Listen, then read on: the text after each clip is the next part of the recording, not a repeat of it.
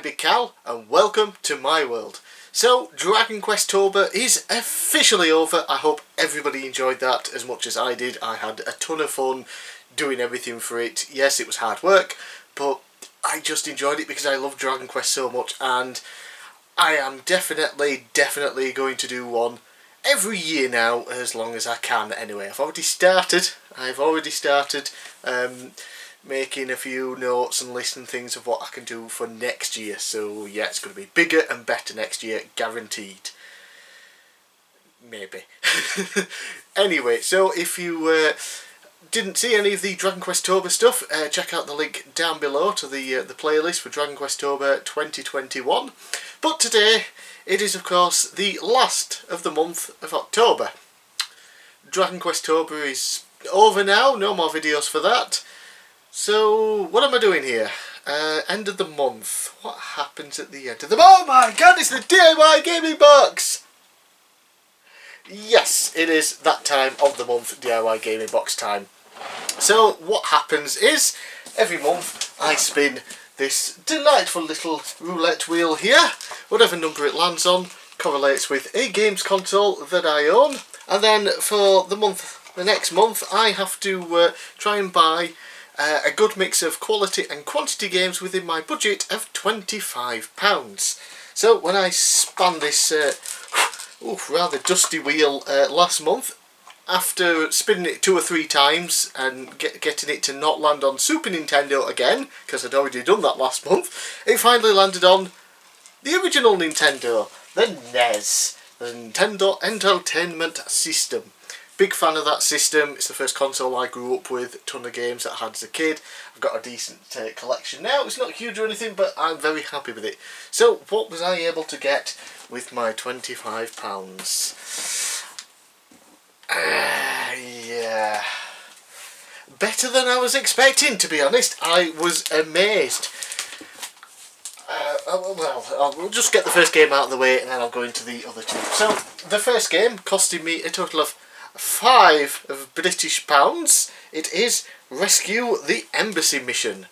This was originally a PC game back in the day. Got ported to a bunch of different computer systems and then the NES, and I think it was called Hostage or Hostages on the PC. Got a port to the NES as Rescue the Embassy Mission, and basically you play as an elite team of military dudes or whatever, and you have to rescue a bunch of hostages inside an embassy. Yeah, I actually checked a long play of it before I did this video, and all the long play videos were like 10 minutes long, so the game isn't very long, but it is rather hard and difficult and confusing when you first play it and haven't got a clue, like me. So basically you control at first 3 different people, and you have to move them around the map, avoiding searchlights and gunshots and things, and set them up into positions and that to be snipers. And then you can aim with the sniper rifle things and shoot at windows and shoot people, kidnappers or whatever, through the windows. And then once that's done, you get another 3 people who can then infiltrate the building.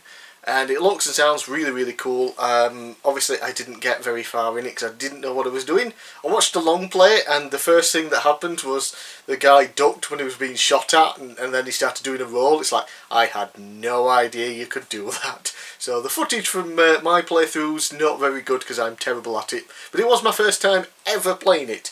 But it's been on my want list for a little while, so I decided to pick it up since it was nice and cheap. Put that there. And speaking of cheap, I was watching 2 particular games, which both happened to be in here. Yes, there were 2 more games, and it was going to be one of those things where I was probably only going to be able to get 1 game, maybe 2 if I got like a slightly cheaper one, like Embassy Rescue Mission there. But I wasn't expecting to get both of these games within the budget, because they were going for between 18 and 25 on eBay. I was watching a few auctions and buy it nows and that to see if I could get it cheaper price. And then for some reason it's like, wait a minute, I haven't looked on Sex yet. And normally it's one of the first sites I go, just sort of see what prices are out there and things, because it can be, a lot of people have issues with sex in terms of what they get sent and things, and quality wise. I've been very lucky, very lucky in all my years of using them. It's very rare I've had to send something back because it's been terrible quality or doesn't work or anything. So yeah, this game, the cheapest I could get it on eBay was £18, cartridge only, of course. £6 on sex. £6. James Bond Jr. So growing up, I remember the cartoon was awesome. James Bond Jr. is James Bond's nephew, and yeah, it was a really fun cartoon. And there was a NES game. I don't know if I played it as a kid or not. I can't remember, but yeah, there is a Super Nintendo version. Apparently the Super Nintendo game kinda sucks, but the NES version is supposed to be really good. And yeah, I did play it for a little while. It is fun, although I did kinda get stuck at one point, but again, that's me not knowing what to do. First time playing it potentially. Don't know if I played it as a kid. If I did, I probably didn't get far either. But yeah, really happy with that for £6. £6, it was 18 on eBay. Mental. And condition? Bloody perfect near enough. That is fantastic. Yeah, label at the top there. Yeah, plays perfectly fine. I always just give the pin connectors there a clean before I test any games out anyway. But yeah, £6. And lastly, this game was going for around about 20 to 25 on eBay, and it's like, yeah, I want the game, but if I get it, I'll probably only be able to get that one game. On sex, £10, bringing up my total to £21. The reason I didn't spend the other £4 is because good luck getting a NES game for £4 or less that isn't pure garbage, aka some random sports title. So yeah, managed to pick this up for £10 whole. DuckTales, woohoo, or whatever it is.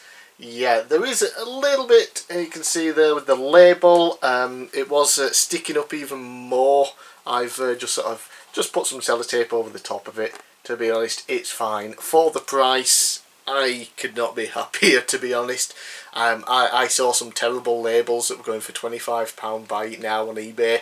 So for £10, it's DuckTales, and it's awesome. And I do believe it's my first time playing the original version. I've only played the HD remakes that they released a few years back. Got it on Steam, and it's a ton of fun. The original, just as fun, except it's 8-bit. Yeah, so I'm incredibly pleased with my haul this month. I was not expecting 3 games, especially 2 that combined were going to cost me like 40 to 45 quid on eBay. And then, you know, got a 3rd game. So, there we go. Right, 3 lovely games for this month. So, only one thing to do now, and that is spin the wheel of doom and see what I have to collect for in the month of November. Christ, almost been doing this for 2 years, the DIY Gaming Box. So, I'll just move that over there. I'll get to the wheel here and grab the old Camerooni.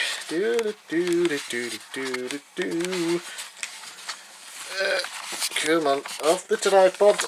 There we go. Lovely jubblies. Right. Yes, there we go. Let's give it a spin and hope it doesn't land on the same bloody console again. What have we got today? Ooh, number 7. And number 7 is... ooh, the Game Boy and Game Boy Color. I think this is the first time the Game Boy and Game Boy Color has popped up on this, so yeah, very good, very good. I have a rather large want list for the systems, mainly for the original Game Boy, not too much for the Game Boy Color. That's just a very weird system because 90% of the games released on the Game Boy Color were just Game Boy games that could play in the Game Boy black and white, or you know, black and green, and then if you put them into a Game Boy Color you would get a colour palette for them, and they weren't quite, you know, in colour. And then of course you did have your exclusives, and Most of them are kind of garbage, to be honest. There's maybe only 10 properly, Game Boy Color exclusive games. Usually with the sort of see-through cart and the big bump at the top. Those are the exclusive ones. The ones that are just like normal Game Boy cartridges, also playing the Game Boy, just not in colour. Anyway, yeah, I've got a huge want list. I'm excited to see what I can buy for this, because there are still a lot of games very cheap, but there are some that are a bit more expensive that might be better buying those ones, especially before they go up in price, because game collecting these days, everything's just going up in price. Yay. Anyway, so that's it from me this week. I'm Big Cal. Thanks for watching. Let me know down in the comments below what you thought of my pickups for the NES this month, and let me know if there's anything particular I should get for the Game Boy and Game Boy Color for next month. And I'll see you again next time.